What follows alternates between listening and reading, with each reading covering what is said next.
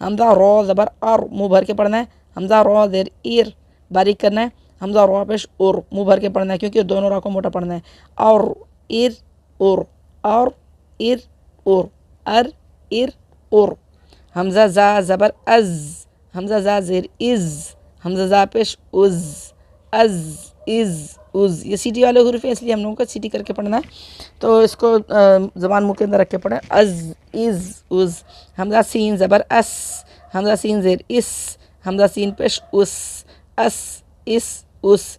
हम जैसे उर्दू में भी बोलते हैं इसका उसका, इस तरीके से ये यहाँ पे भी ऐसे ही अल्फाज बनते हैं, और अरबी हो या उर्दू। हमज़ा शीन ज़बर अश, मुँह में आवाज़ फैलेगी अश।